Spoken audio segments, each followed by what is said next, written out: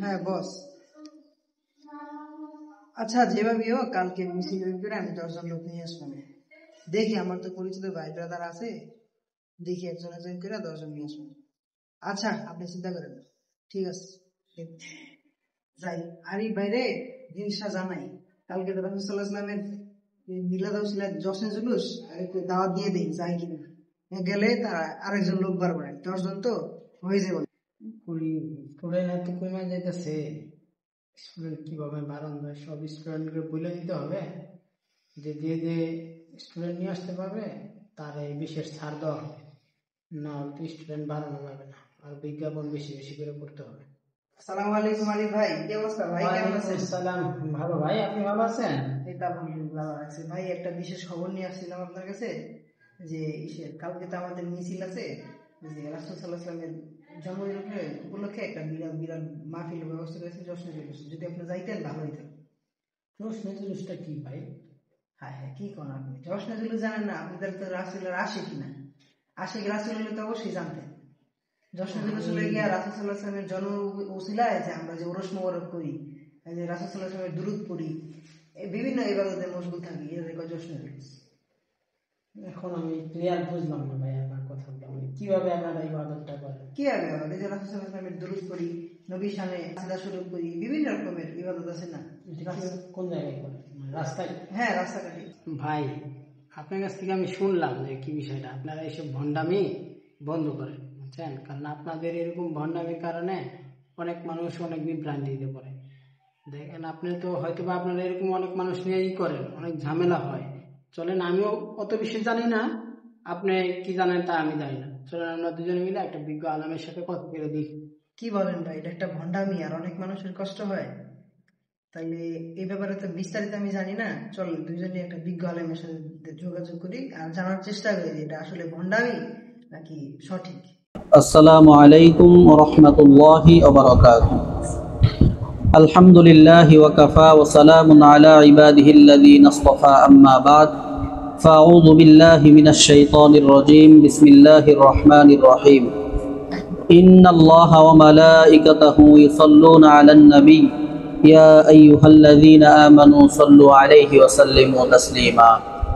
সাদাকাল্লাহুল আলিয়্যুল আযীম।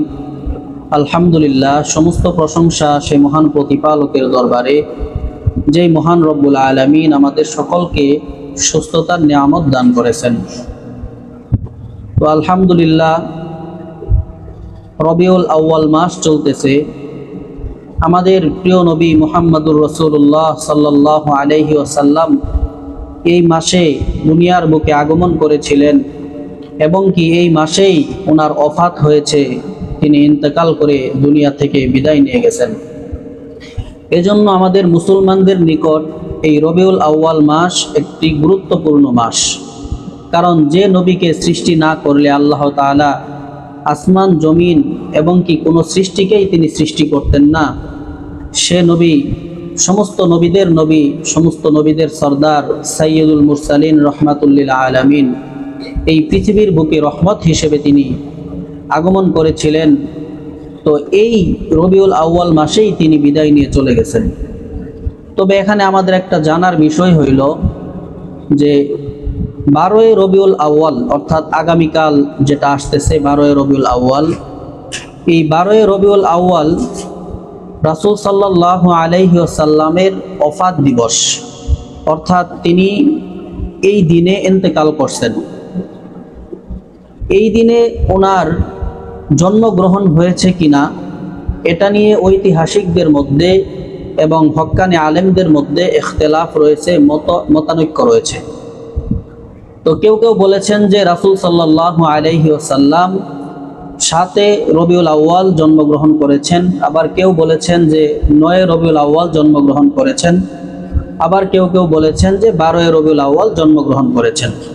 তো আল্লাহর রাসূল সাল্লাল্লাহু আলাইহি ওয়াসাল্লামের জন্মের তারিখ সম্পর্কে মতানৈক্য রয়েছে, আর এটা থাকাই স্বাভাবিক।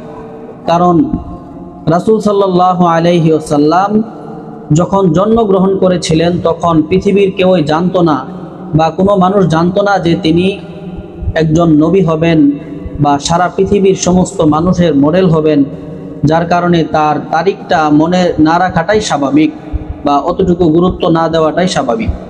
কিন্তু যখন তিনি ইন্তেকাল করছেন তখন তো তিনি সর্বশ্রেষ্ঠ নবী, তার তারিখটা মনে থাকাই স্বাভাবিক।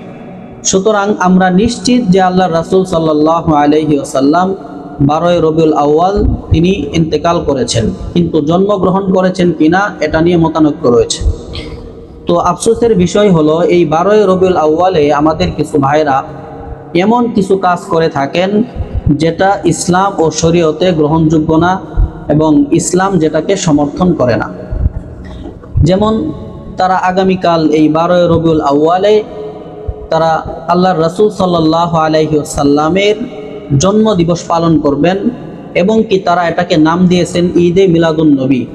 তারা এটাও বলে থাকেন যে সকল ঈদের সেরা ঈদ ঈদে মিলাদুন নবী। নাউজুবিল্লাহ। আল্লাহ তাআলা দুইটা ঈদ মুসলমানদের জন্য দিয়েছেন, ঈদুল আজহা, ঈদুল ফিতর, আমরা সকলেই জানি। তৃতীয় কোনো ঈদ মুসলমানদের জন্য নেই। কিন্তু তারা আগামীকাল রাসূল সাল্লাল্লাহু আলাইহি ওয়াসাল্লামের ওফাতের দিবস, রাসূল সাল্লাল্লাহু আলাইহি ওয়াসাল্লামের বিদায়ের দিন, যে দিনে আমাদের সুখ প্রকাশ করা দরকার, আমাদের রাসূল সাল্লাল্লাহু আলাইহি ওয়াসাল্লামের বিদায়ের ব্যথায় ব্যথিত হওয়া দরকার, সেদিনে আমরা কি করতেছি যে আমরা সুখ প্রকাশ না করে আমরা আরো আনন্দ প্রকাশ করতেছি। বিভিন্ন জায়গায় দেখবেন ঈদে মিলাদুন নবীর অনুষ্ঠানের নামে তারা বিভিন্ন জায়গায় প্রোগ্রাম করে, বিভিন্ন আলোকসজ্জা করে, মসজিদ বা বিভিন্ন মাজারের মধ্যে তারা আলোকসজ্জা করে। এগুলা সম্পূর্ণই বেদাত। ইসলাম কখনোই এগুলা গ্রহণ করে না। রাসূল সাল্লাল্লাহু আলাইহি ওয়াসাল্লামের জামানায় কোনো সাহাবীরা আমাদের প্রিয় নবী সাল্লাল্লাহু আলাইহি ওয়াসাল্লামের জন্মদিন পালন করেননি এবং কি পরবর্তীতেও তাবেঈনরা পর্যন্ত এগুলা করেন নাই। সুতরাং এগুলো সম্পূর্ণই বেদাত। আর হাদিসের মধ্যে আসছে যে সমস্ত বেদাত হলো গুমরাহি, আর গুমরাহি মানুষদেরকে জাহান্নামে নিয়ে যাবে। সুতরাং আমরা আগামীকাল এমন কোনো কাজ করব না যেটা আমাদের জান্নাতের পরিবর্তে আমাদেরকে জাহান্নামের দিকে ধাবিত করবে। আল্লাহ তাআলা আমাদের সকলকে বোঝার এবং আমল করার তৌফিক দান করুক।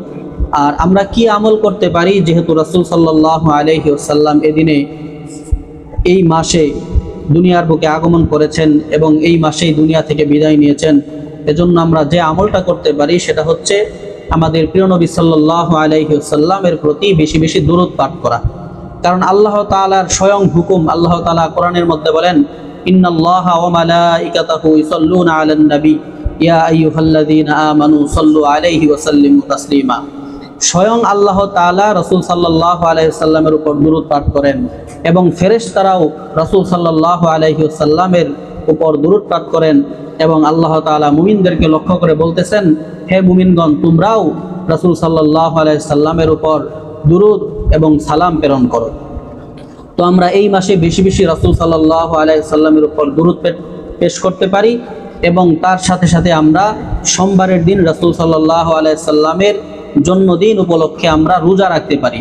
এতটুকুই করতে পারি। এর চেয়ে অতিরিক্ত কোনো আমল করা বা ঈদে মিলাদুন নবী পালন করা, বিভিন্ন জায়গায় আনন্দ মিছিল করা, এগুলো সম্পূর্ণই নিষেধ।